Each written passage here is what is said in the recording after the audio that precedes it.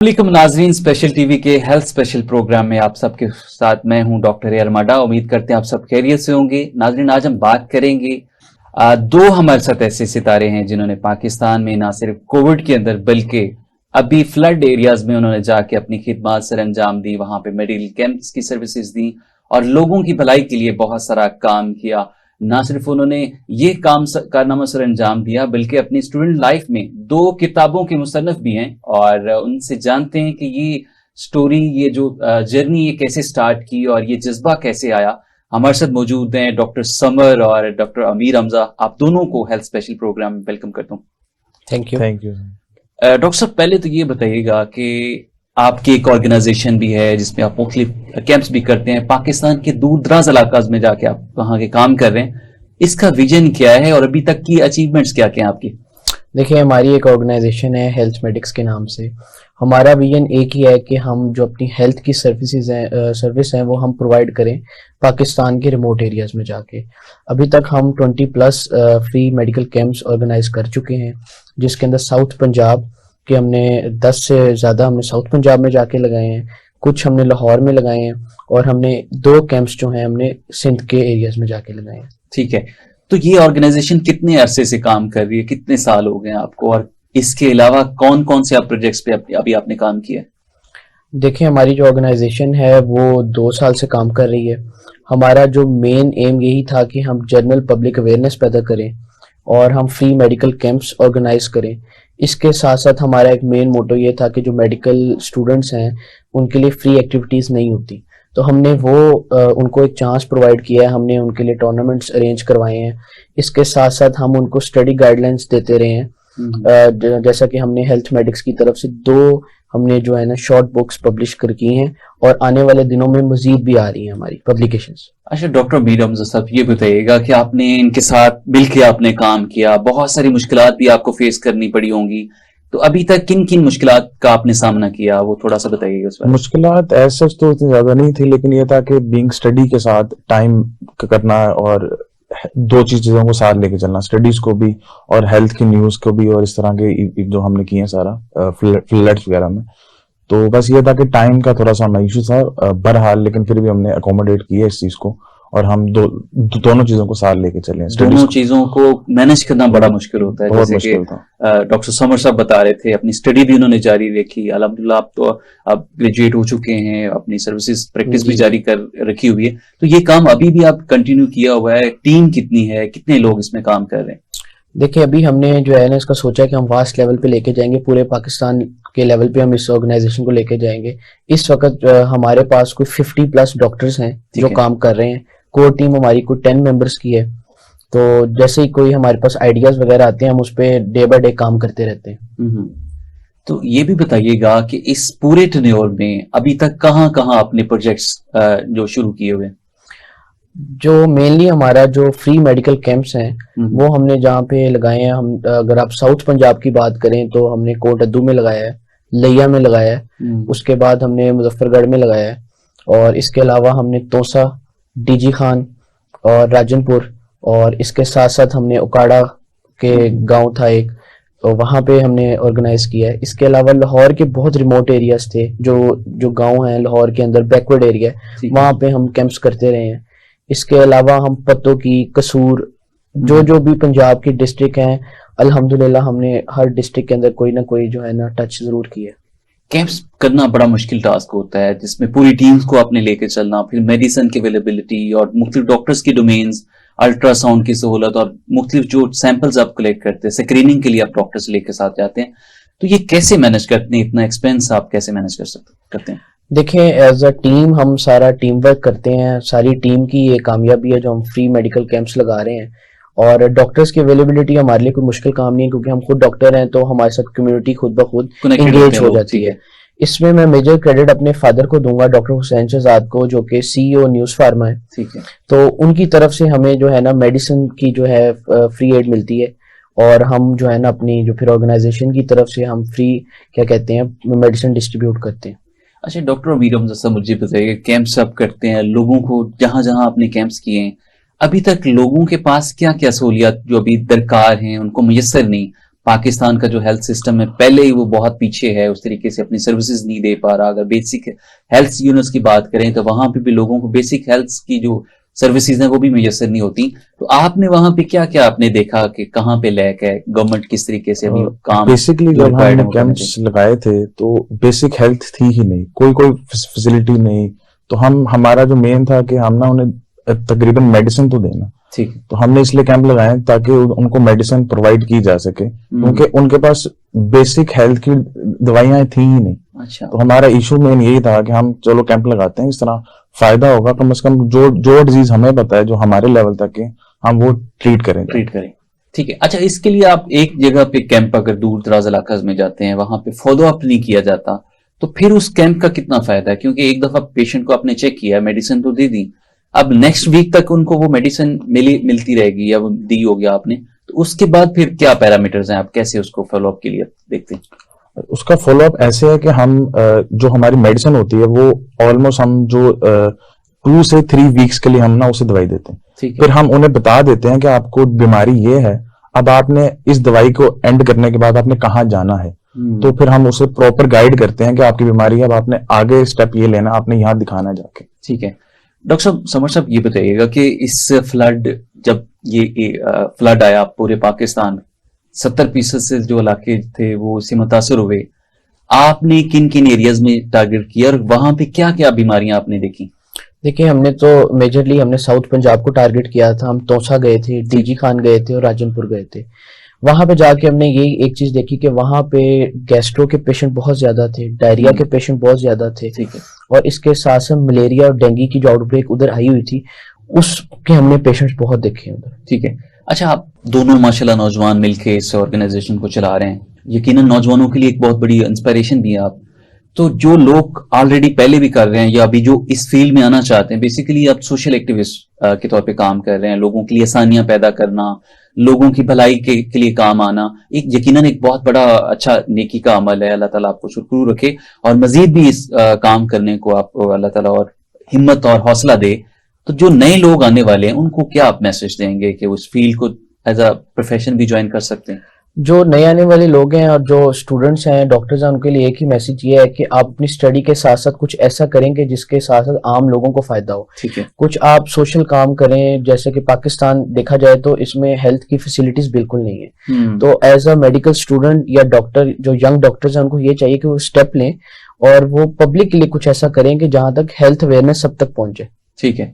तो अभी जो नए लोग हैं उनके पास उतनी फैसिलिटीज नहीं है, तो क्या नए लोगों को डिफरेंट ऑर्गेनाइजेशंस के साथ मिलके स्पॉन्सरशिप भी लेते हैं, मेडिसिन उनको भी दरकार होती हैं, वो आगे बढ़ चढ़ के काम कर रहे हैं, तो वो कैसे इसको मैनेज कर सकते हैं? देखिए, काम इतना मुश्किल नहीं है। अगर आप मेडिकल स्टूडेंट हैं या डॉक्टर हैं, आपका एक सर्कल होता है डॉक्टर्स का या स्टूडेंट्स का, आप इकट्ठे हो, आप अपना एम सोचें, कोई गोल रखें और सारे कलेक्टिवली जब मिलके काम करते हैं तो किसी पे बर्डन नहीं पड़ता।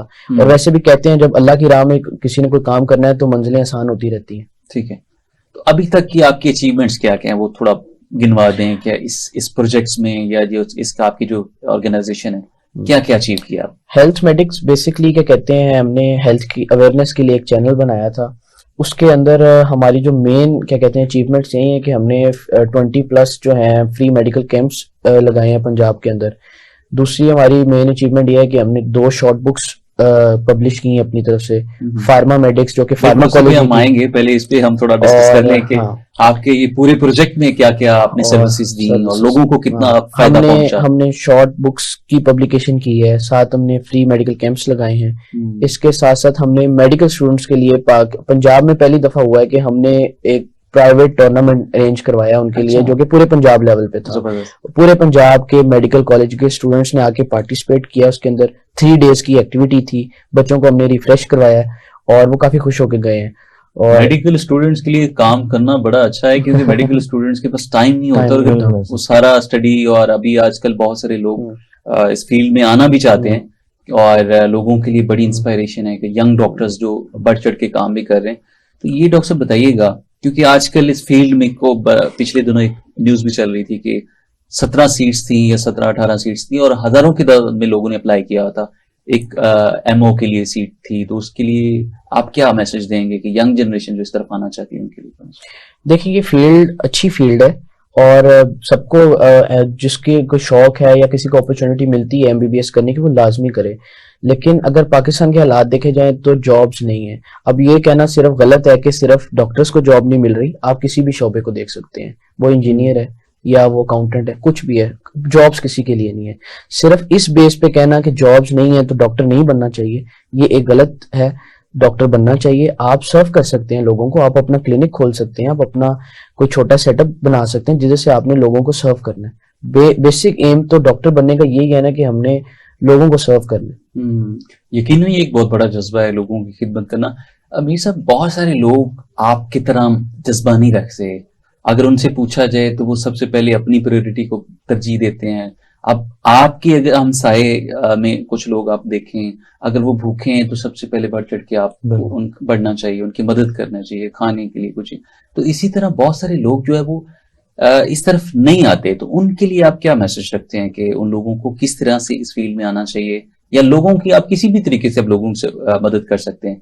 जब आप मदद करते हैं तो उसके बाद क्या आपको फील होता है? पहली बात तो ये कि जो हमारी फील्ड है मेडिकल की, उसका जो जब हम स्टार्ट में हमें स्टार्ट में हमें जो बताते हैं वो ये बताते हैं कि आपका काम है आपने ह्यूमंस को सर्व करना, ना कि आपको जॉब्स नहीं मिलेंगी तो आपने सर्व नहीं करना। आपका मेन जो काम है वो आपने सर्व करना।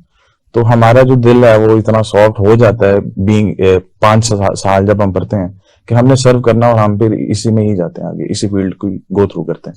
अच्छा, ड्यूरिंग प्रैक्टिस आपकी बड़ी हेक्टिक रूटीन होती है, 24 घंटे का कॉल भी होती है, आप काम कर रहे हो हॉस्पिटल में, जब पेशेंट आपके पास आता है या पेशेंट अटेंडेंट आता है, तब आपके साथ बड़ा रूड होके अगर वो बात करता है या वो ये कंप्लेन करता है जी डॉक्टर साहब चेक नहीं कर रहे, तो बहुत सारी कंप्लेन्स आजकल ये भी सुनने को मिल रही होती है कि यंग डॉक्टर्स जो है ना वो पेशेंट के साथ बड़ा गलत बर्ताव करते हैं। असल में पेशेंट लोड इतना होता है एक तो ज्यादातर कुछ जगह ऐसा हो जाता है, लेकिन ज्यादातर ऐसा नहीं होता। लेकिन मीडिया पे बात हो जाती है कि जो ज्यादा ऊपर आ जाए या जिसे हाइप मिल जाए तो वो आज जाती है, लेकिन ज्यादातर ऐसा नहीं होता, बहुत कम होता है ऐसा। तो हमें तो 5 साल ये सिखाया गया है कि हमने काम रहने की काम और अच्छे से अपने पेशेंट को डील करना। ठीक है डॉक्टर साहब, अगर आज दूर दराज इलाका में आपने कैंप्स लगाए, पाकिस्तान में अगर कोई पेशेंट किसी दही इलाके में ऐसे एरिया में एक्सीडेंट होता है तो हॉस्पिटल में सबसे पहले कैसे उसको लेके आना चाहिए पेशेंट को? अगर वो कोई पेशेंट गिर जाता है तो अगर उसकी इंजरी हो जाती है, आर्टरी का होता है, या उसके लेग पे या किसी बोन फ्रैक्चर हो जाती है, तो उसको कैसे वक्ती तौर पे फौरन इमरजेंसी में कैसे मैनेज किया जाए? देखिए, रेस्क्यू 1122 की सर्विस हर पाकिस्तान पूरे में अवेलेबल है, पंजाब में खास तौर पे। तो सबसे पहले तो जब कोई आरटीए का पेशेंट होता है तो सबसे पहले तो उन्हें रेस्क्यू 112 से रब्ता करना चाहिए, या कोई भी मुकामी उनकी एम्बुलेंस है उससे रब्ता करना चाहिए, वही फर्स्ट एड देंगे आके। और उसके बाद जो करीबी हॉस्पिटल है जल्द से जल्द आप उन्हें शिफ्ट करें, क्योंकि जब आरटीए का पेशेंट होता है तो आप नहीं कह सकते कि वो स्टेबल है या नहीं। कोई भी विसरा या कोई भी ऑर्गन रप्चर हो सकता है, इंटरनल ब्लीडिंग हो सकती है। तो हमारा सबसे पहले यही गोल होता है कि पेशेंट किसी तरीके से इमरजेंसी पहुंचे।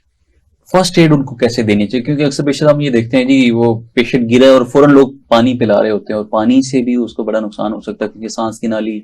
तो इस तरह से उसमें ये है कि जो है पानी नहीं पिलाना होता, उसका पहले हेड स्टेबल करना होता है। ठीक है, ताकि ताकि उसकी जो सांस है, या क्योंकि ये होता है कि जब कोई इस तरह का मरीज होता है उसकी जुबान जो है ना उससे पहले सही करना होता है, उसे स्ट्रेट लेके आना होता है।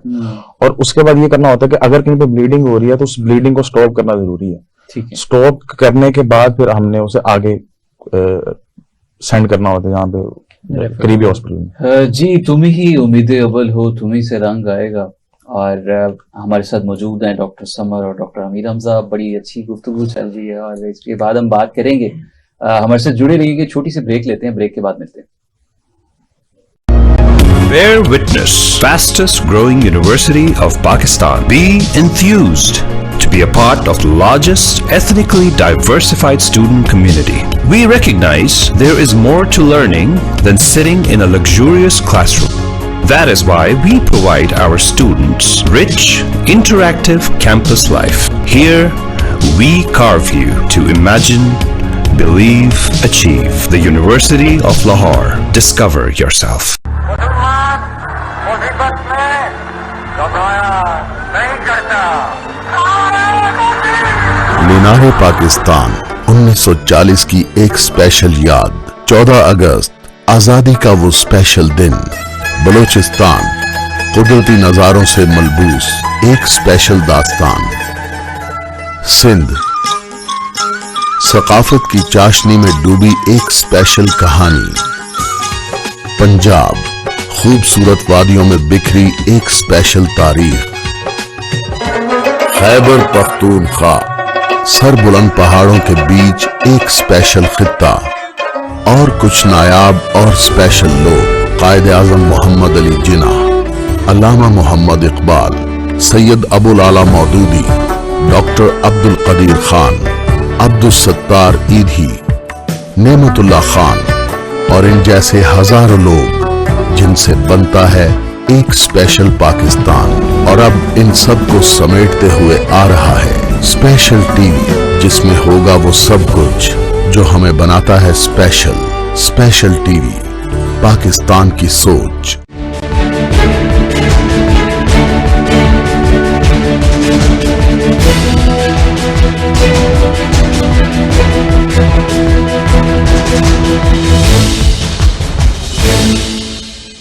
जी नाज़रीन, welcome back to the programme. बात हो रही थी डॉक्टर समर और डॉक्टर अमीर हमजा से। आप जानते हैं इनसे कि इन्होंने अपने अपने तौर पे एक किताब लिख ली है और ये जानेंगे कि ये किताब लिखने के पीछे क्या इंस्पिरेशन थी और इस किताब से किन लोगों को फायदा पहुंचेगा। और बुक लिखी है मेडिकल की शोबे में, क्योंकि उन्होंने दोनों ही मेडिकल के स्टूडेंट थे और उसी स्टूडेंट लाइफ में उन्होंने लिखना शुरू की और अब ये आके उन्होंने अपनी दोनों किताबें वो कंप्लीट भी कर ली हैं। तो जानते हैं डॉक्टर साहब, ये बताइएगा कि बुक लिखने के पीछे क्या इंस्पिरेशन थी और कौन सी बुक आपने लिखी?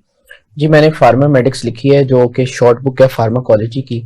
इंस्पिरेशन यही थी कि जब हम खुद थर्ड ईयर के स्टूडेंट थे तो वो लगता था कि काफी बर्डन है फार्माकोलॉजी का। ऐसा किसी भी आप मेडिकल स्टूडेंट से पूछेंगे वो ये कहेगा कि फार्मा बहुत टफ है। तो मेरी इंस्पिरेशन ये थी कि मैं स्टूडेंट्स के लिए कुछ नई चीज लेके आऊं कि ताकि जब वो साल के एंड पे जब वो रिवीजन की तरफ आए ना तो उन्हें रिवीजन बहुत आसान लगे। वो अपने वाइवा से पहले, पेपर से पहले तकरीबन 2-3 घंटे के अंदर वो सारा कोर्स रिवाइज कर लें। मैंने कंसाइज करके चीजें लिखी है उसमें कि ताकि बच्चों को मुश्किल ना हो। ठीक है डॉक्टर अमीर हमजा, आपने भी एक बुक लिख रखी है, आपकी क्या इंस्पिरेशन थी और कौन सी बुक लिखी है? जी, मैंने जो मेरी बुक है उसका नाम है माइक्रोमेडिक्स और ये बेस है इसकी माइक्रोबायोलॉजी। ये भी बड़ी टफ होती है बुक। बिल्कुल, इसलिए तो ये मैंने फिर स्टेप लिया इसमें क्या नाम है स्टूडेंट के लिए आसानी पैदा की है। उसमें यह है कि आपको पता है जैसे समर ने कहा है कि कोर्स बहुत ज्यादा होता है। इवन जब हमारे जो 5 साल गुजरे हैं, यकीन माने इतना कोर्स होता है और एग्जाम से एक रात पहले एक प्रेशर होता है, एक बर्डन होता है। तो उसे रिलीव करने के लिए हमने एक शॉर्ट रिव्यू लिखे हैं कि जो हमारी मेन बुक्स हैं उनके रिव्यूज।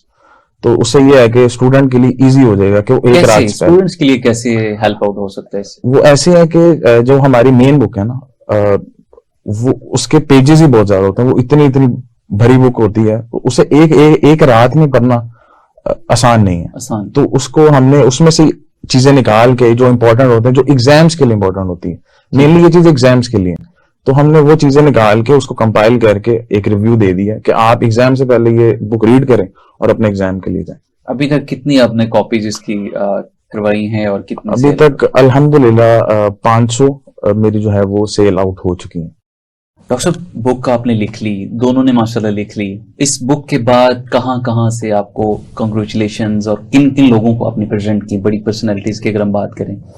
बड़ी पर्सनैलिटीज में हम अपने हेल्थ में ही देखें तो मैंने वाइस चांसलर जो थे यूनिवर्सिटी ऑफ हेल्थ साइंस के डॉक्टर जावेद अकरम को प्रेजेंट की थी। उसके अलावा मैंने जो प्रेसिडेंट मेडिकल एसोसिएशन है डॉक्टर अशरफ निज़ामी, उनको प्रेजेंट की थी। इसके अलावा मैंने अपने हेड ऑफ डिपार्टमेंट्स को प्रेजेंट की थी और इसी तरह एक पल्मोनोलॉजिस्ट हैं डॉक्टर अरफान मलिक साहब, उनको प्रेजेंट की थी।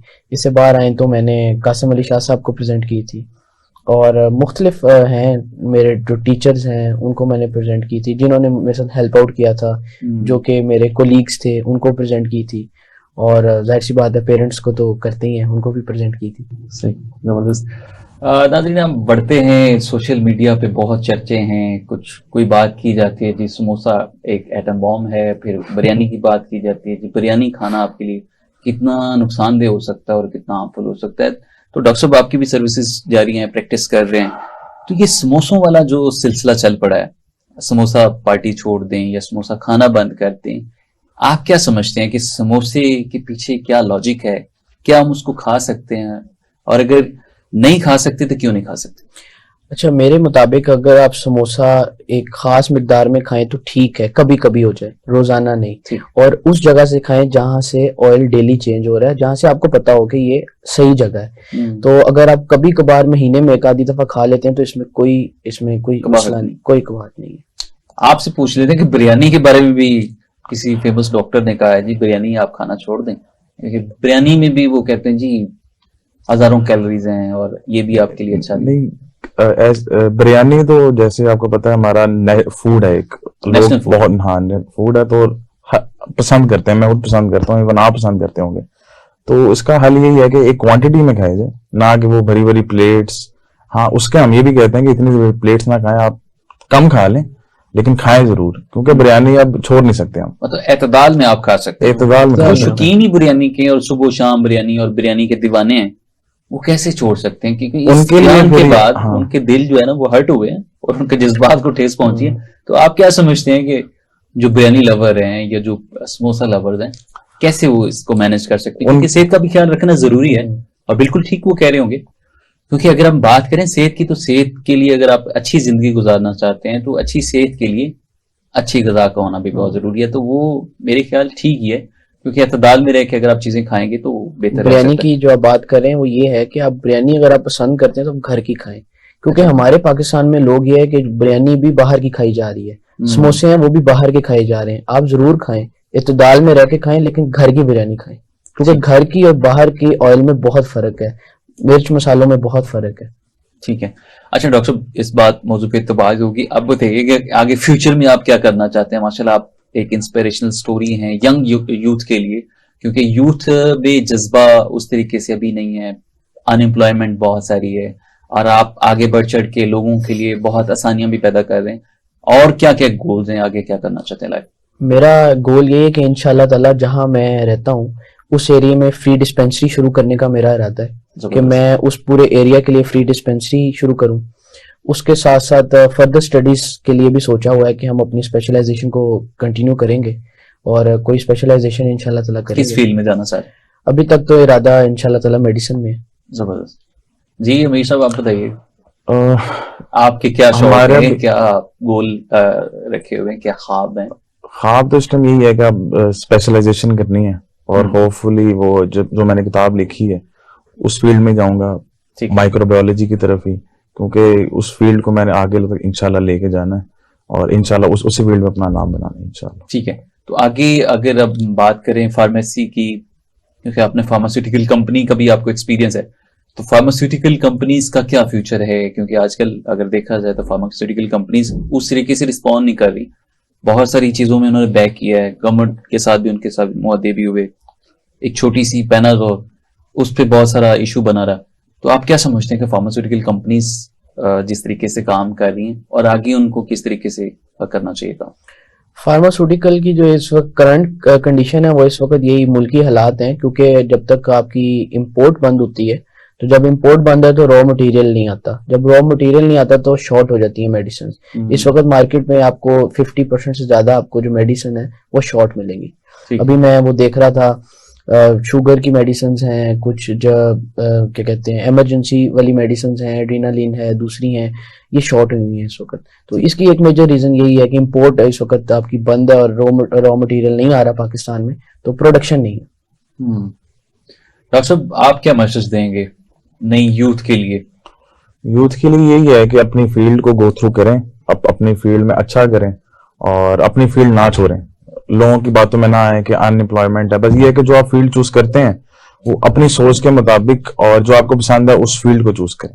अच्छा डॉक्टर साहब, आपने इतनी मेहनत कर ली और अगर इस फील्ड में, आपकी फील्ड में कोई एक अगर काम कर रहे, जाली डॉक्टर जिनको कहा जाता है, तो वो फील्ड में काम कर रहे होते हैं, तो आपको कैसे लगता है? देखिए डेफिनेटली बहुत बुरा लगता है कि वो अब बगैर पढ़े बगैर डिग्री के पेशेंट्स चेक कर रहे हैं। इसके ऊपर तो हमारी गवर्नमेंट को सोचना चाहिए कि वो कैसे काम कर रहे हैं।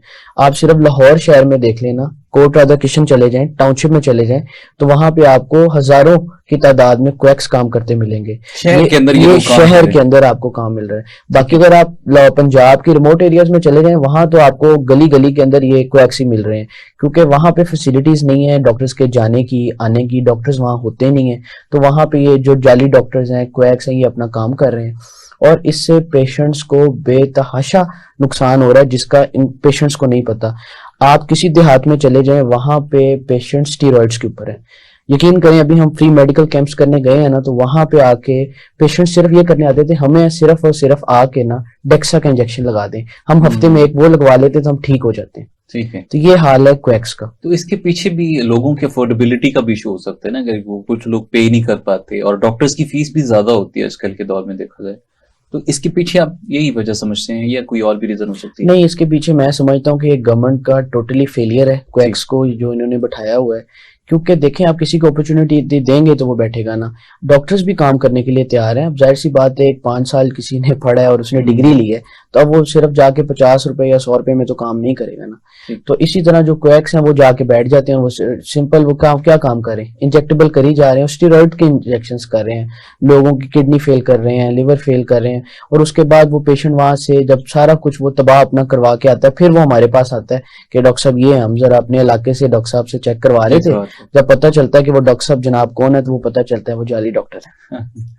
तो डॉक्टर साहब इसके लिए हुकूमत को चाहिए कि वो अवेयरनेस ले, क्योंकि अवेयरनेस का फुकदान है, लोगों को पता नहीं है कि ये जाली डॉक्टर है या ठीक है, और अगर है भी तो इंस्टेंट रिलीफ अगर वो डॉक्टर्स पेशेंट को देते हैं, पेशेंट वहां से बड़ा सेटिस्फाई हो जाता है। तो मेरा ख्याल है कि जब तक अवेयरनेस नहीं होगी तब तक प्रॉपर तरीके से। इसके अंदर आप बिल्कुल बात सही कर रहे हैं कि इसमें मेजर रोल ना अवेयरनेस का है, क्योंकि आप किसी देहाती इलाके में चले जाएं जहाँ पे हम फ्री मेडिकल कैंप्स करते रहे, तो वो वहां पे भी अपने जो जाली डॉक्टर्स हैं उनको वो बड़ा सहराते हैं कि ये बहुत अच्छा डॉक्टर साहब है हमारे, हमें तो इनसे ही आराम आता है। तो वो हमारे सामने भी लगे होते हैं कि हम तो वो दवाई खा रहे हैं, हमें उनसे बड़ा फर्क पड़ रहा है, तो आप डॉक्टर साहब जरा आप भी ये इंजेक्शन लगा दें। तो वो जो वहां के लोग हैं वो बड़े मुतमिन हैं, लेकिन उनको ये नहीं पता कि ये सारी चीजें शॉर्ट टर्म के लिए, लॉन्ग टर्म के लिए तो आपकी जो है ना बॉडी को नुकसान ही नुकसान है, क्योंकि आपको पता है स्टेरॉइड्स लगा रहे हैं और एंटीबायोटिक्स के इंजेक्शन बिला वजह। अब पिछले दिनों मुझे अभी पता चला है कि शेखुपुरे के इलाके में सिर्फ चिकन पॉक्स निकले हैं, तो वहां पे किसी जाली डॉक्टर वहां पे क्वैक काम कर रहा है, उसने वहां पे उसे एंटीबायोटिक का इंजेक्शन लगाया और वहां पे एनाफिलेक्टिक रिएक्शन हो गया और पेशेंट की वहां पे डेथ हो गई है। तो ये तो हाल है हमारी इस वक्त कम्युनिटी का। ये तो जानों के साथ सीधा सीधा खेल रहे हैं, और अगर मौका मिलता भी है उनको प्रैक्टिस करने का, तो उसके पीछे भी माफिया होता है और सपोर्ट कर रहा होता है। कुछ लोग कंप्लेंट्स भी करते हैं, उनकी सुनवाई नहीं होती। तो इसने ये बहुत बड़ा डिलेमा है पाकिस्तान में। तो इसका सद्दबाब कैसे मुमकिन है, आप क्या समझते हैं? देखिए, सबसे पहले तो लोगों की अवेयरनेस है, लोगों में एजुकेशन देनी चाहिए कि भाई आप एक क्वालिफाइड डॉक्टर के पास जाएं, ना कि जाली डॉक्टर के पास जाएं। दूसरा, कुछ हमारी जो गवर्नमेंट की अथॉरिटीज हैं उनको एक्शन में आना चाहिए, वो जाके ये जो क्वैक्स हैं इनके ऊपर कार्रवाई करें और इनको क्या कहते हैं, इनको सजाएं दिलवाएं और इनको बंद करें।